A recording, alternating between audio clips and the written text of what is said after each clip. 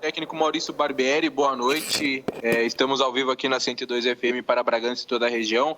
Queria que você falasse sobre a partida, a vitória do Bragantino, 2-1, o Hurtado entrou e acabou ajudando bastante o Bragantino com 2 gols. O Bragantino teve bastante intensidade, né? Finalizou ao todo 23 oportunidades. Queria que você falasse sobre a partida, sobre essa vitória que acabou ficando marcada pela eliminação, né, por conta do primeiro jogo contra o Fluminense lá no Maracanã, derrota por 2-0. Mas o que você viu de pontos positivos e negativos na equipe do Bragantino na partida de hoje?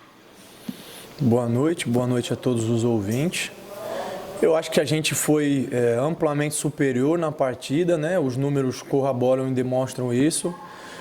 A gente imprimiu muita intensidade, jogou o Fluminense para dentro do campo dele, tentou criar as oportunidades. Tivemos dificuldades, claro, porque é uma equipe experiente, uma equipe que se fecha bem. Mas a gente, enfim, não desistiu em nenhum momento, buscou a vitória. Infelizmente, a classificação não veio, que era o nosso desejo. Mas fico muito orgulhoso pela disposição, pela atitude, pela mentalidade que a equipe apresentou. Mais uma vez, já tínhamos feito um bom jogo contra o Bahia. Então, acho que fica cada vez mais claro que, infelizmente, o jogo ruim que a gente acabou fazendo no Rio de Janeiro foi um caso isolado, mas acabou tendo um peso relevante para a classificação. Barbieri, boa noite. Sérgio Loredo, Nova Norte FM, equipe Futebol Total. E a questão é, o time é eliminado de novo do mata-mata, só que hoje com vitória, né? Então tira um pouco também daquela história, no mata-mata o ano passado perdeu para o Palmeiras, isso, aquilo. Hoje venceu e não classifica por questão aí dos gols, né? Mas como você falou, principalmente eu acho até no segundo tempo, na avaliação aqui com o Silvio Loredo, que estava com a gente hoje, entendendo que o time realmente teve essas oportunidades para buscar essa vitória. A minha pergunta, às vezes, pode se tornar até repetitiva, mas o Red Bull Bragantino e o Fluminense não mereciam um árbitro melhor para um jogo desse tamanho de Copa do Brasil? Porque esse cidadão aí que a gente conhece, não é de hoje também, tem hora que falta para um lado tem, para o outro não tem hora que parece que funciona uma coisa, para o outro não funciona. Isso não incomoda jogadores, comissão técnica, direção? Boa noite, Sérgio. Primeiro, em relação às eliminações, enfim, a gente concorda, estamos todos chateados, é evidente que a gente gostaria e lutou, eu acho que até que fez por merecer, para ter um placar maior, para pelo menos poder brigar por uma disputa de pênaltis. Infelizmente, a gente não conseguiu. Tem que servir de aprendizado, a gente vai ter uma outra eliminatória aí em julho, pela Sul-Americana, então a gente tem que usar isso de aprendizado para que a gente possa ir melhor lá, né? E até a questão do que sempre foi colocado das eliminações, claro que eram níveis diferentes, mas a gente passou por uma eliminatória contra o Mirassol, passou contra o Luverdense, né? E aí eu acho que sim, realmente, quando a gente acabou enfrentando aí equipes do mesmo nível, ou talvez um pouquinho superior, como foi o caso do Palmeiras no Paulista, realmente a gente não conseguiu se impor. E aí, como eu disse, tem que servir de aprendizado. Em relação à arbitragem, eu tenho dito isso já algumas vezes, o que mais me incomoda é a falta de critérios, né? Porque se o árbitro tem uma conduta, uma linha de atuação durante o jogo, você sabe, aquilo lá ele não dá falta, isso aqui ele dá, e você consegue virar a chave e se adaptar. Agora, quando situações muito similares, uma outra não é, né? Como foi o caso do último jogo que a gente teve aí, não era lance por VAR, e aí não chama, aí vem aqui e chama. São coisas que realmente vão enervando, tanto é que a maior parte do jogo eu também tenho que me controlar para poder manter a calma, pedir calma para os jogadores, mas sem dúvida nenhuma influencia bastante no decorrer do jogo. Acho que até por isso acabou sendo um jogo muito tenso, um jogo muito discutido, como outras coisas, né? Tem jogador que pode falar, tem jogador que não pode, então são coisas que a gente não entende e gostaria que fosse diferente. Boa noite, Barbieri, Rodrigo Seixas, Correio de Atibaia. Eu gostaria de saber como foi a semana para preparar o time, com vários desfalques, né? Sem o principal jogador, o Claudinho, na seleção olímpica. E se você pensou em usar o Hurtado desde o início, no ataque, com o Ítalo um pouco mais recuado, igual você fez durante o jogo, e se você puder avaliar a atuação do Hurtado no jogo. Boa noite. A gente não teve muito tempo, apesar de ter 3 dias, o que tem sido uma raridade, né? E essa é uma preocupação que eu acho que todos nós devemos ter, porque devido à sequência que a gente tem enfrentado nesse ano, quando você tem 3 dias, parece que tem uma eternidade para trabalhar, e 3 dias deveria ser o mínimo ou quase o mínimo de tempo para recuperar bem os jogadores, se possível fazer algum ajuste, porque não é possível fazer mais do que isso. O que a gente fez foi trabalhar bastante em cima do que a gente tinha feito de positivo no jogo do Bahia, tentar trazer para esse jogo do Fluminense. Eu acho que a gente conseguiu aplicar bem. Em alguns momentos, acho que ainda um pouquinho nervoso, um pouquinho ansioso, porque tinha que correr atrás do resultado. Mas, sem dúvida nenhuma, muito superior ao adversário, fez por merecer a vitória. O Hurtado entrou muito bem, nos ajudou. É um jogador que tem uma presença diária bastante marcante, um jogador de força. Quando sai para combinar, já não tem as mesmas vantagens de qualidade do Ítalo.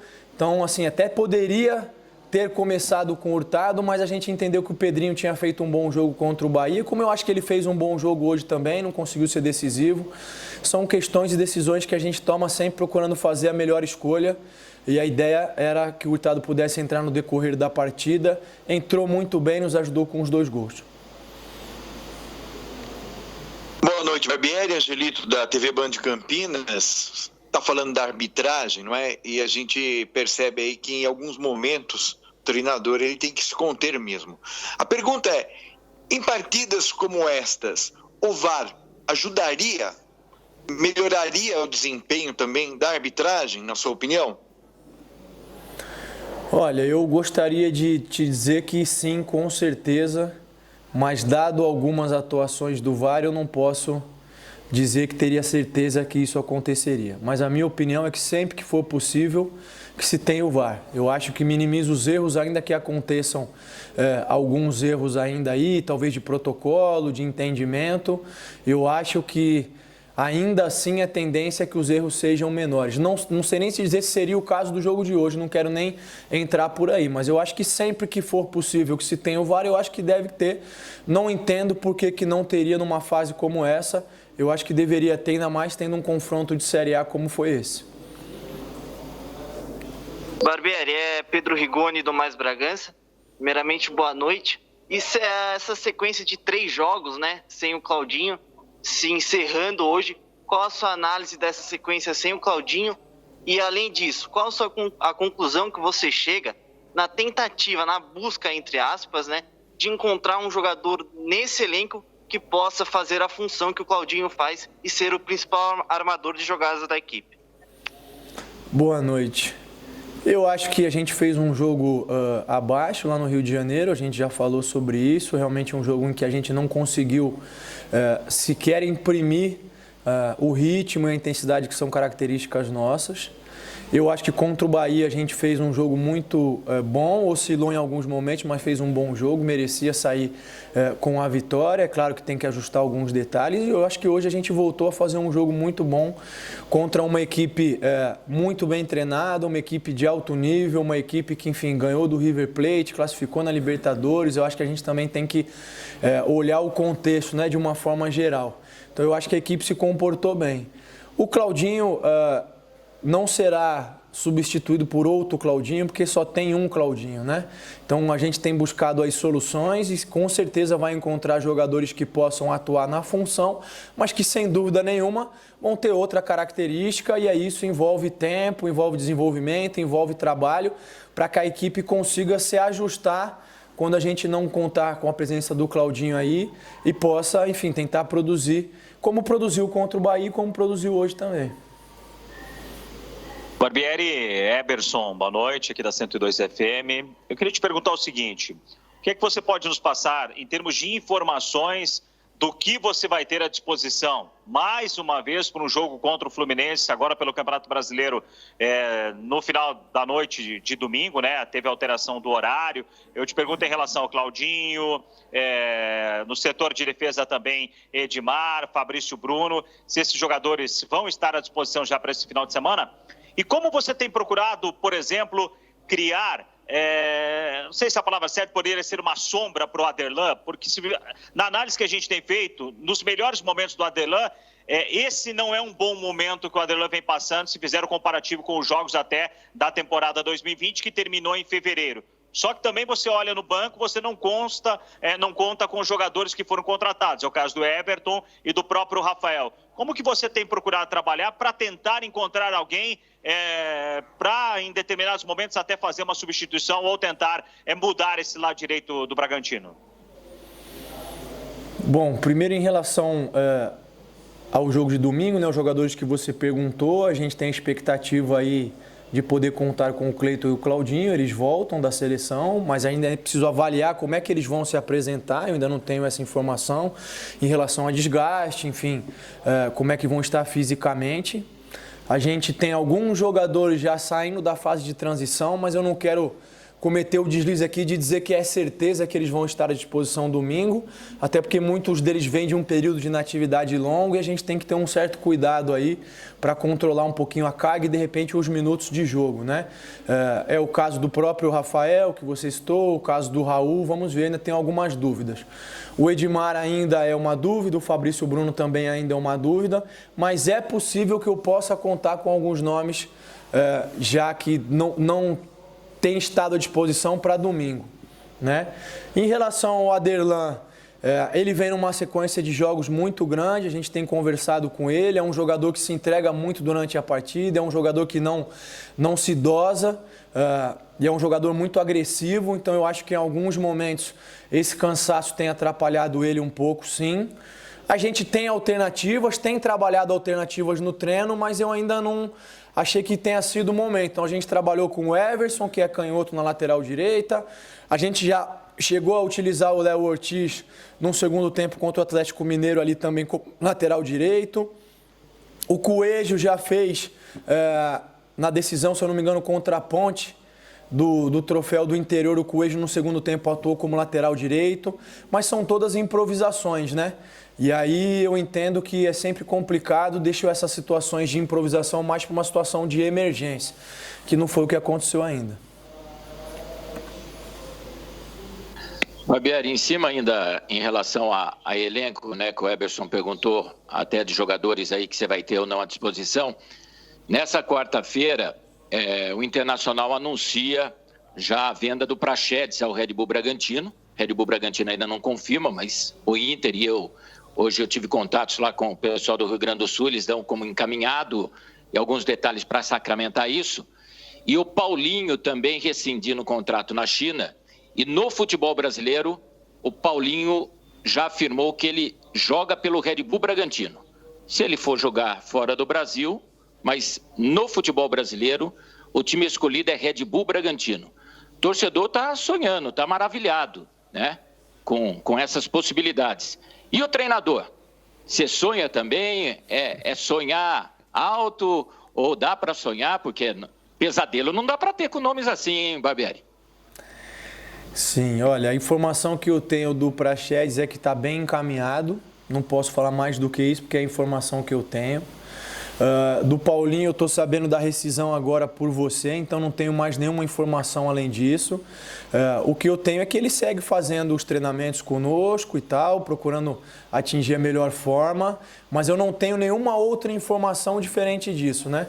Sem dúvida nenhuma são dois bons jogadores, tenho certeza que se vier a acontecer, se concretizar no caso do Praxedes e do Paulinho, eu não tenho a menor ideia se existe a possibilidade ou não, mas se viesse a acontecer, tenho certeza que nos ajudaria. Então, fico muito feliz. Mas eu confesso a você que não tenho tido muito tempo de sonhar. São muitos jogos, um atrás do outro. Então, amanhã eu já volto a focar, analisar o jogo de hoje com mais calma. Isso é um ponto que eu gostaria de tocar também. Eu sei que vocês fazem o papel de vocês, sempre pedem uma análise minha ao final do jogo, mas eu me sinto muito mais confortável para fazer uma análise fria depois, rever o jogo, estudar cada lance, né? Eu também acabo ficando envolvido emocionalmente no jogo durante a partida, então sempre fazer uma análise rápida assim ao final do jogo. Eu dou umas ideias gerais, mas a minha análise ela precisa, depois que eu assisto o jogo com calma, que eu estude cada lance de uma vez, olho os posicionamentos. Então é isso que eu vou fazer já a partir de amanhã, pensando no Fluminense, para que a gente possa tentar buscar uma vitória no domingo e manter a boa campanha que a gente iniciou no Campeonato Brasileiro. Barbieri, agora você tem aí duas competições, uma sul-americana e uma nacional. Sul-americana é mais para o mês de julho, não é? Contra o Independiente del Valle. E agora sobra um pouco mais de tempo para você poder alinhar o time, alinhar os seus jogadores. A pergunta é, o que esperar agora então para o Campeonato Brasileiro? Nesses próximos dias você vai ter aí agora um tempo um pouquinho até maior para poder treinar, né? Diminui o número de competições, sobram dias para treinamento.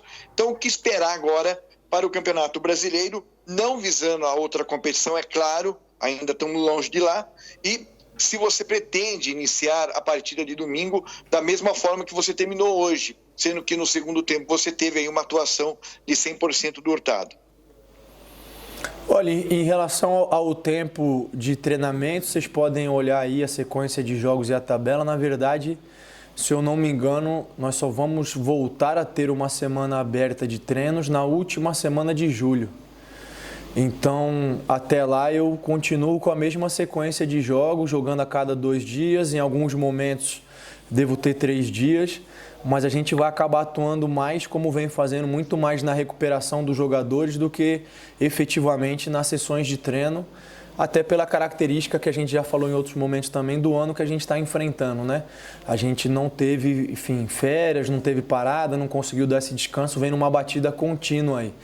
Então, não vai mudar muito em relação aos treinamentos até o final de julho, e depois a gente precisa ver como é que vai ficar. Até em relação à Sul-Americana, a gente, se conseguir e conseguindo a classificação, deve ter mais algumas semanas com jogos no meio de semana aí, né? Em relação à equipe, eu acho que a gente fez um bom jogo. A tendência é que eu avalie e mantenha uma base. Não consigo ainda te responder sobre as escolhas para domingo, porque, como eu disse, eu vou voltar a ter outros jogadores à disposição. Preciso ver como esses jogadores vão se apresentar amanhã, se alguém vai ter alguma queixa, alguma coisa nesse sentido. Mas a ideia é que a gente possa, de novo, atuando em casa, imprimir o nosso ritmo, a nossa intensidade e tentar buscar a vitória contra uma boa equipe, uma equipe qualificada como a equipe do Fluminense.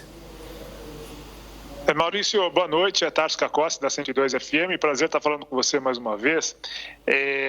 O Bragantino, sob seu comando, já teve alguns confrontos eliminatórios, né? 2 contra o Palmeiras, sendo um na Copa do Brasil no ano passado, um no Campeonato Paulista deste ano e agora esse contra o Fluminense.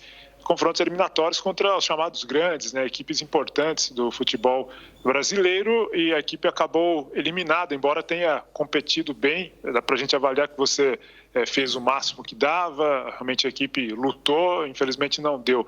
É para que o Bragantino atinja outro patamar, tanto em competições eliminatórias, contra esses chamados grandes, e até mesmo almejando algo mais do que, quem sabe, uma classificação para a Copa Sul-Americana, sonhando aí com uma Libertadores. É preciso um elenco mais competitivo, jogadores que entrem no mesmo nível que outros. Não dá para a gente citar nome para não queimar jogador, mas em determinadas posições sai algum jogador e o time não consegue render à altura. Você sente uma necessidade de um elenco mais fortalecido, uma reposição à altura em outras posições, e aí o Praxedes, o Paulinho, nomes que foram comentados hoje, se encaixariam nesse tipo de situação? Boa noite, Tarso. Eu entendo as suas colocações, claro, elas fazem sentido. O que eu tenho para te dizer é que sempre nas conversas que eu tenho com a direção, a gente está muito alinhado de entender que as coisas têm um momento, né? E eu tenho dito isso em muitas oportunidades. Ainda é uma equipe em construção, ainda é uma equipe em desenvolvimento, é uma equipe que tem muitos jogadores jovens. Isso, sem dúvida nenhuma, tem um peso nas decisões, porque esses jogadores precisam se habituar, precisam se acostumar a estar decidindo. Isso é um processo com qualquer clube que venha a ser vencedor. Isso não é uma questão só com o Bragantino. Então, é uma equipe que está se habituando ainda a enfrentar as decisões, né? É claro que a gente procura fazer o melhor sempre, mas isso é um processo, é uma curva de aprendizado, vamos dizer assim, né? Eu acho que em alguns momentos, e eu posso citar o jogo do Rio de Janeiro, a gente entrou um pouco ansioso demais. demais, nervoso demais, e essas são questões em que o treinador pode falar, pode explicar, pode ajudar, mas são questões que os jogadores têm que vivenciar e têm que experienciar. E eu acho que a tendência é que ao longo do tempo, esses jogadores que hoje talvez sejam muito jovens vão adquirir maturidade, vão adquirir experiência e nas próximas oportunidades vão estar mais preparados para enfrentar essas situações de decisão. Já começando agora, como eu disse para você anteriormente, com a Sul-Americana que a gente tem em julho. A ideia é que a gente possa usar esses 2 jogos contra o Fluminense como um aprendizado para tentar ter um rendimento maior em julho.